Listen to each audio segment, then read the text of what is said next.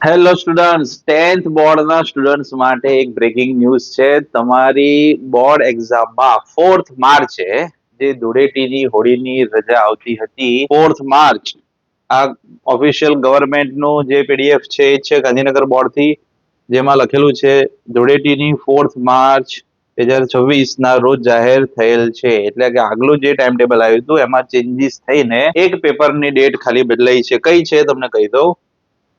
આ જૂની ડેટ છે.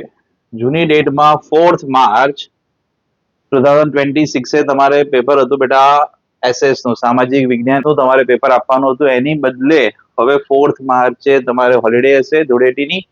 એની બદલે હવે તમારે એ પેપર આપવાનું થશે લાસ્ટમાં. આખી બોર્ડ એક્ઝામ કમ્પ્લીટ થયા પછી લાસ્ટમાં 18th માર્ચ એ તમારું આ એસએસ નું પેપર તમારે આપવાનું થશે. રાઈટ? આટલું તમારા બોર્ડના શેડ્યુલમાં, બોર્ડના ટાઈમ ટેબલમાં ચેન્જ છે. હવે જો ઓરિજિનલ ટાઈમ ટેબલ જોઈએ તો એમાં 4th માર્ચ આ ડેટ, 4th માર્ચે હતું એસએસ. રાઈટ? હવે એ તો થઈ ગયું કેન્સલ, એને બદલે આવી ગઈ તમારી હોલિડે.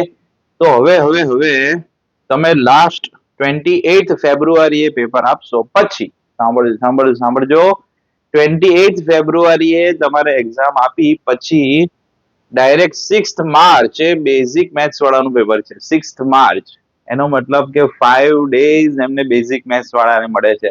અને હજી સાંભળો, જેને સ્ટાન્ડર્ડ મેથ્સ છે એને તો સીધું 9th માર્ચ, એટલે 28 ફેબ્રુઆરી થી સીધું 9th માર્ચ 8 ડેઝ એમને હોલિડેઝ મળે. હવે આ ન્યૂઝ થી ઘણા સ્ટુડન્ટ્સ ખુશ થવાના છે અને ઘણા નાખુશ થવાના છે. તો કમેન્ટ કરીને મને બતાવજો કે તમે કેમ ખુશ થયા કે કેમ તમે નાખુશ થયા.